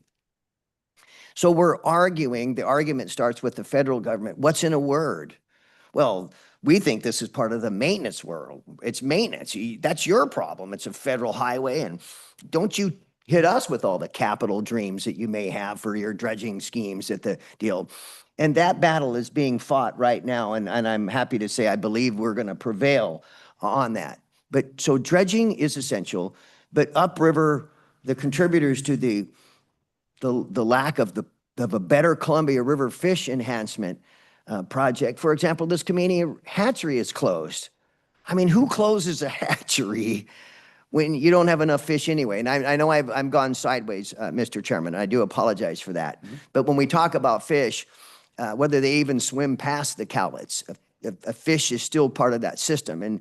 And so I can't wait for nature to be back. And, you know, we film, we go up there and we camp again and do all these things again, the quality of life from people to animals and the whole system. But your fight, we're in it with you.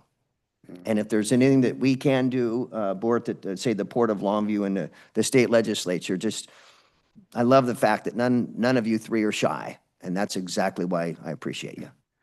I tell people this story in Lions Park in Castle Rock. It's just that little park as you're headed out Huntington, you know, and it's by the river. And I enjoy that once in a while. And I watch people are always on the other side and they'll have their poles in the river. And I think I've seen maybe twice somebody's caught something. And have you ever seen people score a touchdown in a football game? It's like a football dance when they actually catch something because it's so rare. Yeah. I will be, one more comment, may I allow, commissioners? I know it's complicated. That's why there's guys like Bill Fashing and COG. Let me give you the example. When you put a bullet on there to say annual dredging, There's a cause and effect I'd like to bring up, for example. If you remember when Rydell brought their dredge up after the mountain blew, and they dredged the Cowlitz, and it was a good thing, but we still have logistics issue that maybe we want to consider into the bullet points, which is infrastructure bill. For example, you can get most dredges underneath the Cowlitz way, or the bridge, or I'm sorry, out on Tenant Way. But don't forget there's a railroad bridge, an old cantilever bridge. This thing's older than I am. And that's an issue too, because it's a privately owned bridge by the railroads. And is that going to interfere in the logistics? That's something we should tag, because if you do want to dredge annually, I mean, I'm all in favor of it. Please, when do you start? But you get into logistics, what are you getting underneath that bridge? And if you open up that rail bridge, I know that the Port of Longview, due to our industrial rail corridor expansion, other things, we always want to know if that bridge is going to be there. And if you open it, can you close it? And I'd like to see almost try to add a little bit more on the transportation infrastructure to this list. Because if I was the railroad, I would say, well, I don't know if I want to spend $600 out of my own railroad wallet to pay for my bridge. You're the one that wants to go underneath it. You pay for it. I don't want to get into those discussions. What I want to do is have those discussions noted that it's a topic, because anybody can start at the mouth of the Cowlitz and you can sidewind in your way up and do such despite soil or the dredge placement. But we do need to consider that bridge. You know, as today, as I came over here, you look at the Allen Street, and you see all the logs underneath and stuff. That's not going to take the bridge out. But everything clears the way for, you see the little log jam on one of the piers. It would be the eastern pier of the bridges. It's big. These things are part of nature. But in order to improve nature, you may have to swim a dredge up, and that's going to mean getting underneath that bridge, the railroad bridge. And if we don't have a backup plan, for example, and a contingency, because a lot of customers in Cowlitz County can only go so many days without rail service, for example. Heaven forbid that log mess up here does something critical to the railroad bridge or a dredge opening, or so you see what I'm getting at. We have to have a plan B. I don't want them to get off the hook for that. I know I went really far from talking about a mountain. Here I am all the way down there now talking about a single railroad bridge, Commissioner, but Well, thank you for hearing my point on that. I expect you to get to railroads at some point in time. Yeah. Yeah, gee, thanks. I'm giving you a bad time. Thank It's a you. good point. You brought up a couple of points that I think need us to dive into a little bit further. I'm very grateful that you're involved in the Fish and Game and what's going on there. That organization is a fiasco right now. It is, for lack of a better term, it's a banana republic on that board right now. But I had an interesting conversation with somebody who is intimately involved in the hoof rot situation. And a point that they brought up was, I said, why are you guys not getting involved? I was talking to an animal rights activist group. I said, why are you not involved? Why are you guys not speaking out about the fact that there are hundreds of elk dying every single year from this disease, and you're crickets, nothing? Why is that? And the answer that they gave me was pretty telling. And that was, it's too political for us to get involved. And the point that you brought up about politics is very interesting, because once again, the Fish and Game Department, let's just take the Pinniped program that they came up, where they're going to be able to cull 440 a year or whatever that federal program is. If you look down into what that bill says, they can't take them out of tributaries. They have to come out of the Columbia. They have to take one at a time. They have to bring them on board, do research, take them and send them somewhere else. I mean, so by the time you're looking at what they're going to be able to do, they might be able to get one a day, you know, one pinniped culled out of the herd a day. And it's indicative of what our federal agencies do. We're going to come up with a program that ostensibly solves the problem. You could say you could kill 2,000 of those things a year, but if the protocol that you have to follow is not conducive to being efficient and effective for the program to work, it doesn't matter. It's just like, for example, the cougar situation that we have going on right now. There are people sighting cougars in local communities, in urban areas during the day, in the middle of the day, right? And so what's the answer that the Fish and Game gives? Oh, well, we'll increase the number of tags. Okay, this goes back to people not understanding how things work. You can increase the tags to 2,000 a day, and you are not going to reduce the number of cougars that are killed. It is the issue is how those cougars are hunted. That's what makes the difference. It's not increasing the tags. So when we look at the processes that the government agencies institute, it's nothing but politics. It's not about solving the problem at all. And that's what we're dealing with. We're dealing 20 different agencies that we have to deal with to solve this issue. I sit on a board that we talk about spending millions and millions and millions of dollars for fish passage and salmon recovery, and yet we don't have any single, we have no salmon beds from here to Castle Rock because of the sediment. They can't lay their eggs in that, and the eggs that are laid in it are covered by sediment and they get killed. They can't, they don't hatch. So all these programs, it's fluff. And we have to get through, we have to fight through the fluff to get to the issue of the problem and solving the problem. And we're not going to let up. Commissioner Rader, it's nice to know that others besides me get triggered easily. It's important because, and I meant that with all due respect, sir, and that's because it takes leaders that won't quit and understands the potential skullduggery of the politics, the pollution of our governments is what ruins this. We as doers and community local leaders, we can get an action plan, but that's something I'm offering because I work in the minority in a place called Olympia, Washington. That doesn't mean I give up. It means we have to work harder. And so this is the same uphill battle that we do need to stand in front of who's ever holding the federal seats or the governments, the agencies, and to get in front of them with meetings, workshops, go see them, they see us. Whatever we can do, pull out all the stops. Because I'm a lot like you.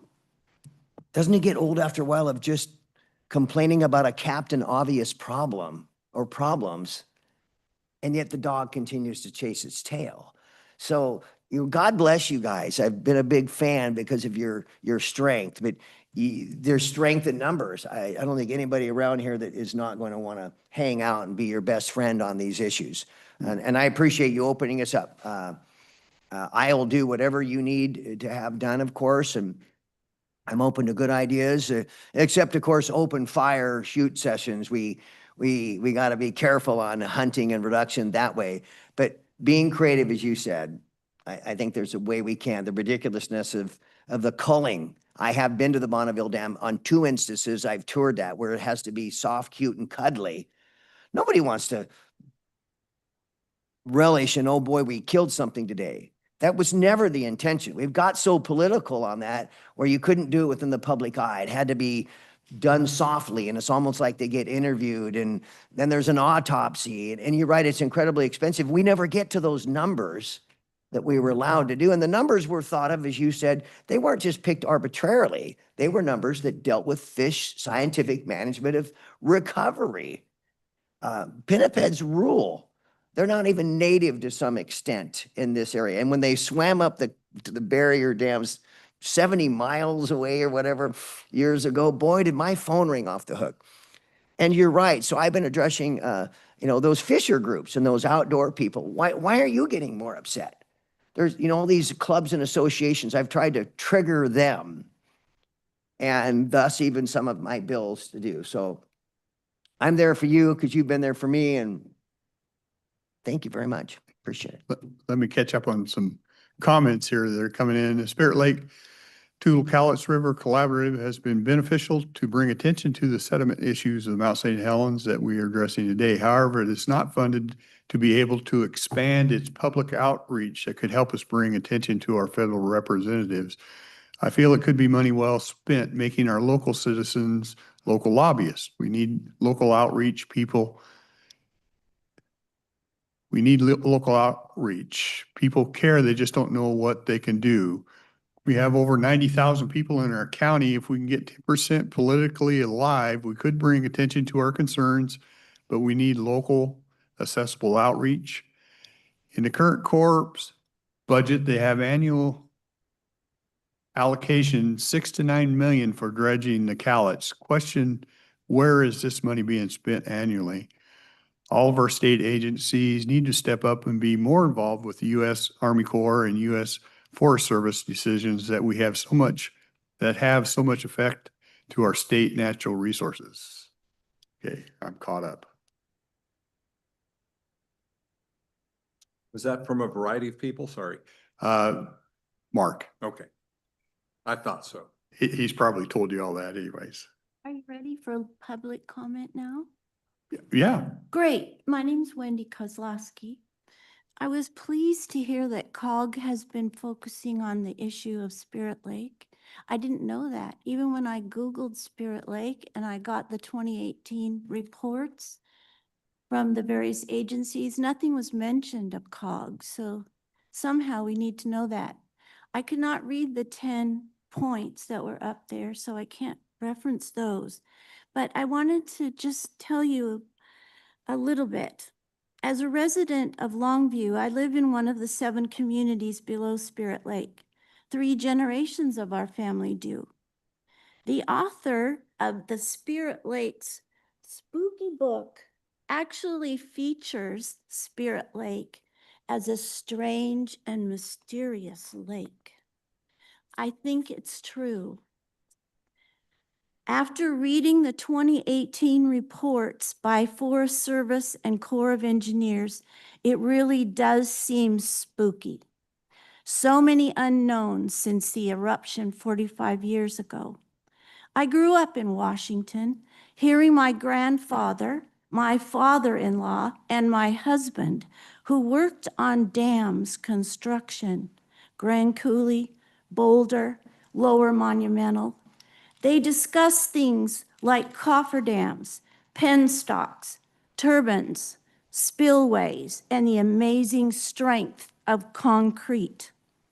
Surely the Corps is poised to secure this problem at Spirit Lake and the outlet tunnel, the 1.5 miles that were 12-foot diameter, and now they're upheaved to 6 in spots.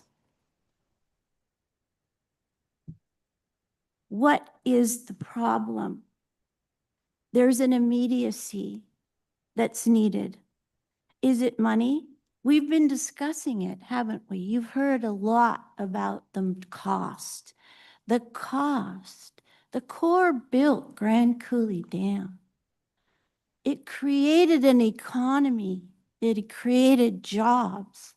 It creates energy to this day. It created towns.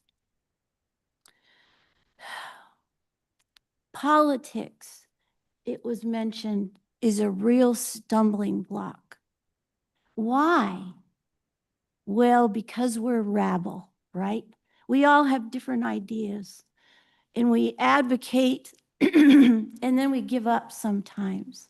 But after 40 years of living in the shadow of Mount St. Helens, I'm shocked that we haven't solved the engineering problem of that dam yet. My favorite is the cofferdam tool to strengthen weak soil and anchor the massive deep foundations required to support the weight of a dam. What if we can harness the outflow for additional hydropower? We are living also on the ring of fire. Venezuela just had a disastrous earthquake. California is having bigger seismic events. The St. Helens area registers up to 20 seismic events each month. It seems time is of the essence. Action for the sake of our 7 communities in the wake of Spirit Lake. Failure is disaster, economic, in lives. What are we going to do about it? And I can see that there are people trying to help the issue, but we have to speed it up. I appreciate your focus of getting people together. The University of Washington touts its knowledge. The School of Engineering has a concrete boat contest every year. for its students. I bet those students could solve this problem. Why not have a contest for the civil engineering students? They care at the UW, and the challenge could be met. The cost could not be too much for us to bear, to recognize ingenuity and creativity in our engineering students. That's just one small suggestion. But we all know that in America, it's our way to solve problems. The fish and wildlife want to see what's happening with nature at the lake and in the log mat. Well, that's great, but what are we going to do about the risk to, as Steve said, the lives and the economy and the port? It sounds to me like our 6 rivers are getting filled up. The Columbia is filled up. Where's the water going to go? Across the towns. So we are in it together. And I do believe that focus, not just monetary, but creative ingenuity. My grandpa worked putting concrete in Grand Coulee Dam. Ron's dad was an iron worker. Ron himself has worked on civil projects, the nuclear power plants. We have the ingenuity. Those problems are probably solved on paper, and they haven't been given the chance to actually put people to work. We must do that. And thank you for your efforts so far.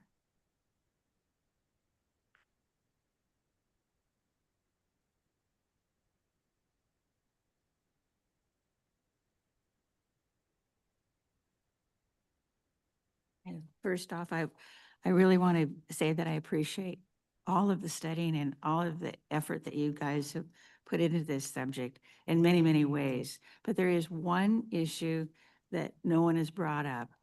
And I think it's important considering, as we all know, government works slowly, but nature works sometimes very fast. And that is evacuation. Do we have a plan in case something does happen that we can at least save some of the people downstream? Do we have evacuation plans for our city? Because I've never heard, no one's mentioned what would happen if, because we're not ready now, and it's going to be a while. Do we have a plan now in force so that people know how to go, where to go, and we're not all bottlenecked up? We need that. We need that now. We don't need, I mean, we don't have time. So we need that part now. Thank you. I can tell you, Flo, that in conversations that we've had with Scott, our emergency management director, that is something that they are working on. We do have a plan with regards to tsunami routes. The plan, and I'm really summarizing this and making it and simplifying it. The plan is to get to high ground. This topic is something that Scott is talked about, and he is also looking at part of his the plan that he's going to be presenting to us. I think it's in August when they come back or sometime. Is public outreach with regards to an evacuation route and what we need to do should that happen, and also the communicating the disaster that's taken place. This is coming, that type of stuff. So it is something that our emergency management is aware of and working on. Yeah.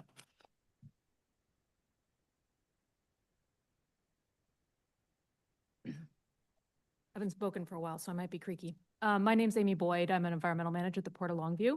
And I've been working with the COG and several other local entities in a Rivers Need Room work group. We've called it that because, as you said earlier, the Cowlitz will not function well as a culvert. So how are we going to achieve a successful, healthy, economically successful community with a river that isn't as flashy, doesn't cause as much flood risk? How do we help build that kind of community? Our little work group decided on a catchphrase, a mission statement of a place where we can live, work, and play. And so those are the goals of that work group, is to help facilitate that at the local level. Because we've recognized internally as local agencies that the federal agencies are not going to probably bring the dollars or the people to our community in the way that we need them to. And so we've been trying to brainstorm ways in which each of our individual organizations can bring resources to the table to help build our own resiliency, to be the leaders in our own community, which has been why it's been very exciting to see you talking about it. And I did want to stand up and just say, this is what this group is doing. And to support what Bill said earlier, you know, there are some grants that are available sometimes only to counties. So if that is something that you can delegate the COG to work for on your behalf, my co-chair, Shauna Hanisch-Kirkbride for Rivers Need Room Group has been very supportive of trying to make sure that that is prepped and ready to go. And there are two kind of key pushes that we are looking at in that work group, in and alongside the work that each individual organization is doing. The first is we think that there needs to be a characterization of the physical attributes of the river. So looking at the area that our local agencies can affect, so downstream of our federal partners, we would like to characterize the banks and the river itself so that we can figure out where is the strongest return on investment if a project is done. Where would we take sediment off the bank so that there's less risk of flooding or erosion for private property? Where would dredging be advantageous? You know, not just dredge the whole thing, but where would it be advantageous? Where could we increase the flow rate so that it would help keep sediment from settling in certain areas?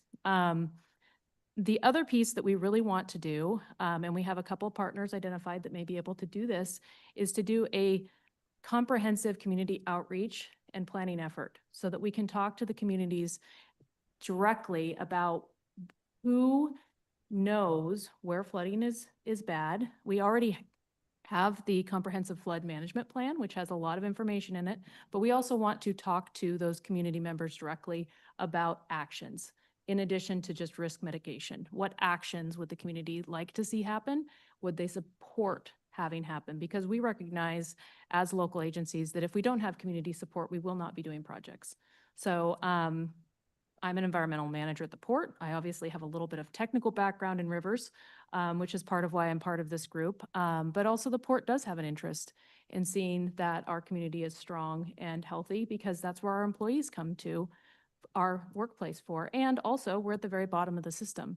If we see flooding that affects the upper rivers, it's going to affect, yes, our workforce, but also directly the economic activities that can occur at the port. So there's a lot of desire to see this work happen. The difficulty has been getting funding. And that's where we really need support from local leaders, is to say, yes, we can apply for these funds that are sometimes available at the state or at the federal level. And we also need to make sure that we show why it's relevant to those entities, which is why it's so important to have a lot of people speaking with the same words, which is why these bullet points are really helpful. And Ashley is one of our external affairs people, and she may have some ideas about the fair and using our booth to help those as well. So that's all I have. I'm happy to answer questions, but I mean, I'm not really a public speaker. This is unusual for me. I sit in the corner, so. She's not quiet, but she sits in the corner. Yes, exactly. So, but thank you for taking actions on these. Thank you.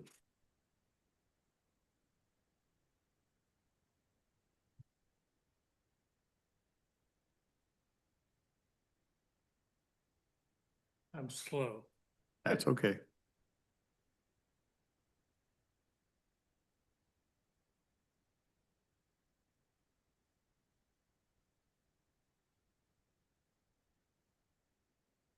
My name is Al Pifley.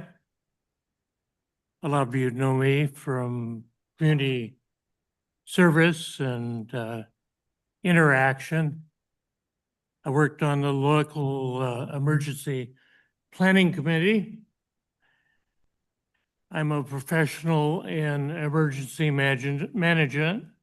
I've worked for the Pacific Northwest Economic Region, And I mention them because they've held regional, I'll get it out, regional training exercises that enabled agencies that were stovepiped to get together to talk about a disaster, much like the natural disaster that happened 40 years ago.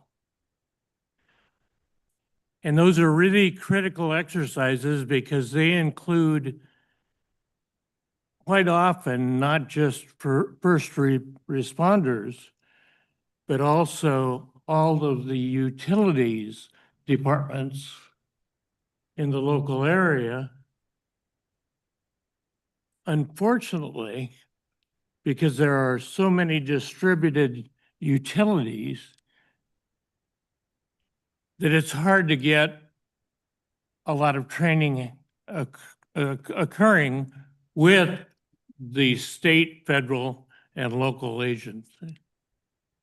But they're really critical. Let's face it, water we can't do without, period.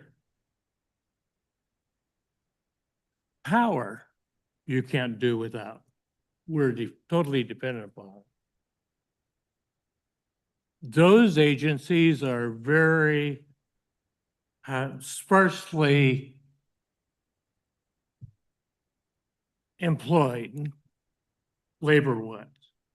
So you have very few resources to pull from in a really big emergency. And when it's a really big emergency, like Mount St. Helens rupturing again, it's going to be quite a while before even the state shows up. So you have to have a command center that's got full situational awareness as much as possible. And you've got to have a command center that is willing to set up a system to accept outside help almost immediately. And one of the biggest problems that they've had nationally is getting people ID'd to get into the danger zone to help people in the immediate response and in the longer term to try to recover. We've seen that here already. And you've made some very good points about people versus animals or stuff. People are the most important service that we need to serve. And they have to be not just the victims, the people who respond have to be coordinated in training, special training, for situations that are just totally abnormal. We have a lot of retirement communities around here. We've got some special facilities. And I know it's political, but when 9/11 occurred, I worked on the critical structure planning for the national template. I have not seen something like that here in Cowlitz County. I think it's possible to establish it with Larry. Larry Hembry is still Scott Neves has taken over. is he gone? Larry's still there, but he'll be retiring this year, but Scott Neves is the one in charge at DEM now. Anyway, I discussed that with him because we're at what we call a choke point here. We've got a critical main line, we've got the river to deal with, and we've got our own local rivers to deal with. If you've got this master plan, which I will call a strategic level, then you have a baseline to work off of to train the people I was talking about to come, and especially the first responders, the utilities, to be able to handle it together. You can't wait till it happens again to make the assignments. You have to have strong leaders in each of those areas I'm talking about.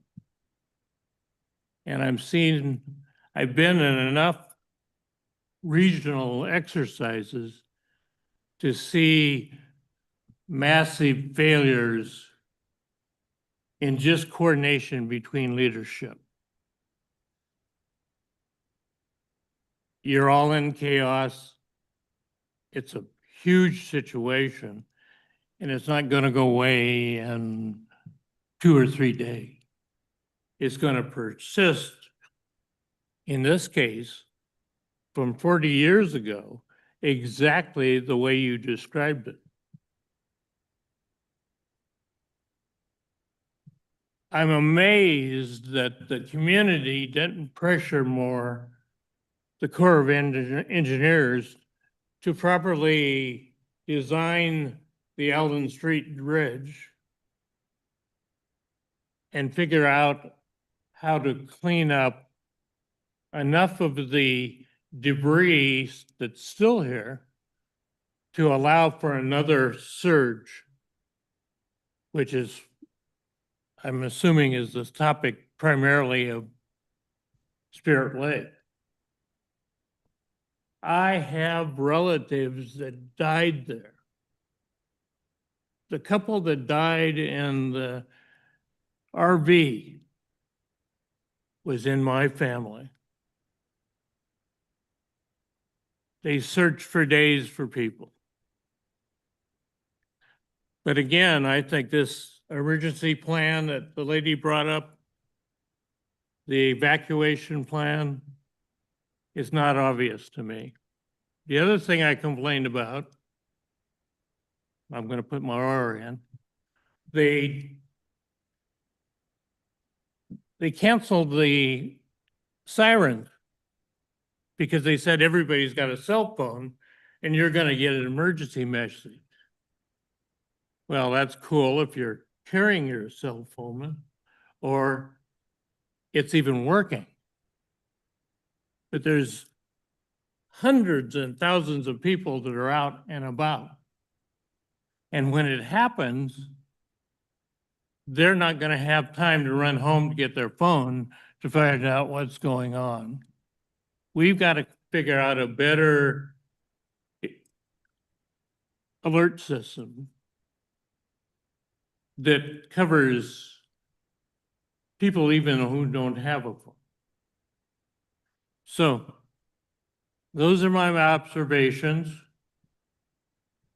Quite often the command center will be formed out of the Hall of Justice, and the Sheriff's Department probably will be the lead because Larry reported to the sheriff.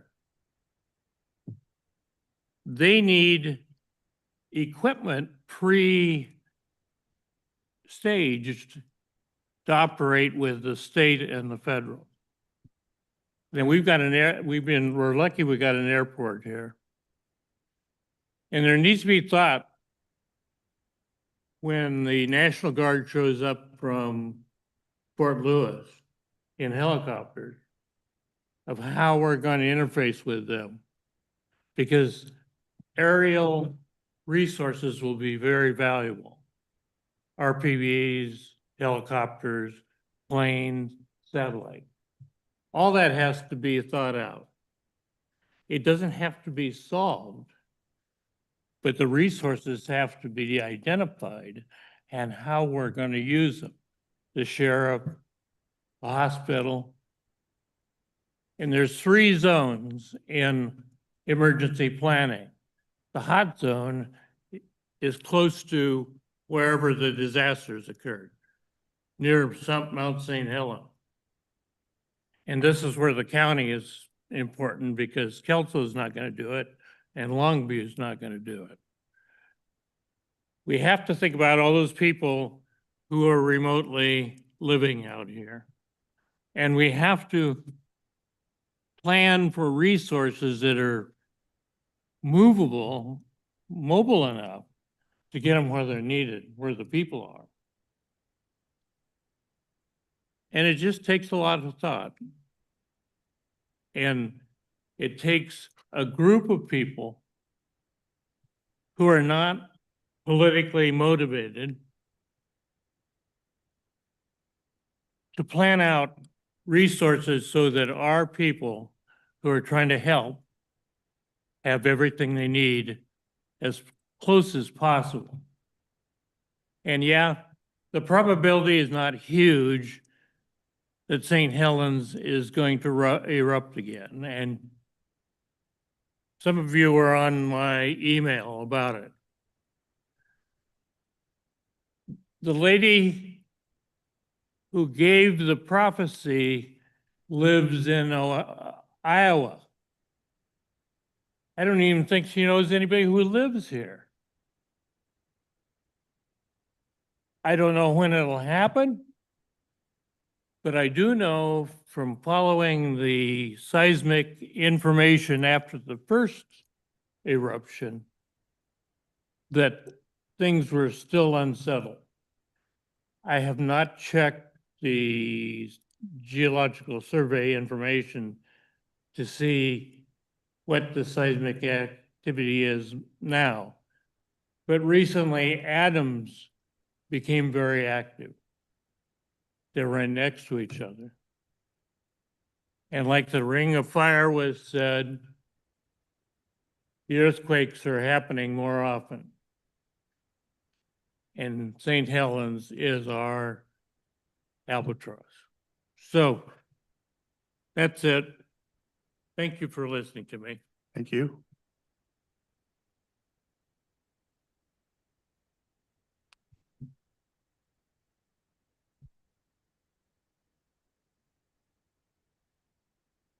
I just have a really quick thought. I've heard of this situation for quite a while now, and I'm just so grateful that somebody, that people have stepped up and are doing something, because I don't think that this is something that is not going to happen. I believe that this is something that is going to happen.